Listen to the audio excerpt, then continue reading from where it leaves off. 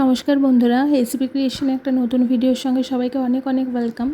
তো দেখতে পাচ্ছ এটা একটা গ্রামের পরিবেশ, মানে আমি কিন্তু শ্বশুরবাড়ি এসেছি, তো ভাবলাম একটা ছোট্ট ভিডিও করি।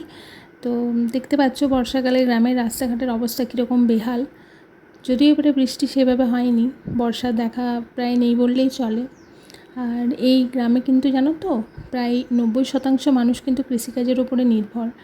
যেহেতু এবারে বর্ষা সেভাবে হয়নি, তাই মানে চাষিদের কপালে কিন্তু বেশ চিন্তার একটা ভাঁজ পড়েছে বলা যেতে পারে। দেখতে পাচ্ছ চারিদিক কিন্তু সবুজ হয়ে আছে, কিন্তু ভীষণই নোংরা এবং রাস্তাঘাটে প্রচণ্ড কাদা। ভাবলাম একবার আমাদের খামার বাড়ি থেকে ঘুরে আসি, তো সেখানেই যাচ্ছিলাম। দেখতে পাচ্ছ আমি দাঁড়িয়ে পড়েছিলাম, হ্যাঁ, কারণ এই যে রাস্তার ধারে যে আগাছাগুলো দেখছো, এখান থেকে কিন্তু একটা সাপ আসছিল, যেটা তোমরা হয়তো দেখতে পাওনি, কিন্তু আমি দেখতে পেয়েছিলাম। আবার মানে আমাদের দেখে হয়তো আবার ঢুকে গেল ভেতরে। তো দেখতেই পাচ্ছ রাস্তাঘাটের কীরকম অবস্থা।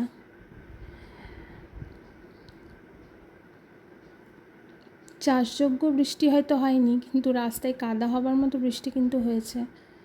বিঘার পর বিঘা জমি জানো তো পড়ে আছে, চাষ হয়নি, সেসব একদিন তোমাদের দেখাবো কখনো। আর এই যে এবার যেটা তোমাদের দেখাচ্ছি, এটা কিন্তু আমাদের জমি। এখানে কিন্তু ফুলকপি এবং বাঁধাকপি লাগানো হয়েছে, সেগুলো যখন বড় হবে তখন দেখাবো।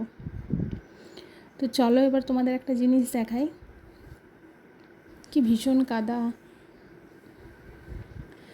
এই যে যেখানে আমি যাচ্ছি, এটা হচ্ছে আমাদের পোলট্রি ফার্ম, বুঝতে পেরেছো? তো সেখানে নিয়ে যাচ্ছি তোমাদের। এটা হচ্ছে আমাদের গোয়াল, এখানে গরু থাকে, সাথে কিন্তু দেশি মুরগিও থাকে। আর এই যে চলে এসেছি আমাদের ফার্মে। এটা কিন্তু আমার হাজব্যান্ডের, আমরা যেহেতু বাইরে থাকি, তো ও দেখাশোনা করতে পারে না, ওরই এক দাদা এই ফার্মে দেখাশোনা করে।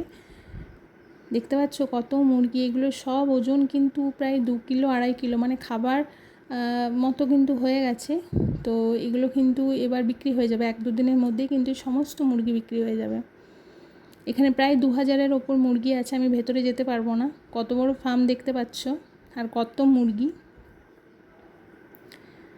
আমরা কিন্তু এই ফার্মের মুরগি খাই না, জানো তো, আমাদের ঠিক রুচি হয় না। দেখো কত মুরগি, বাপ রে। Thanks for watching.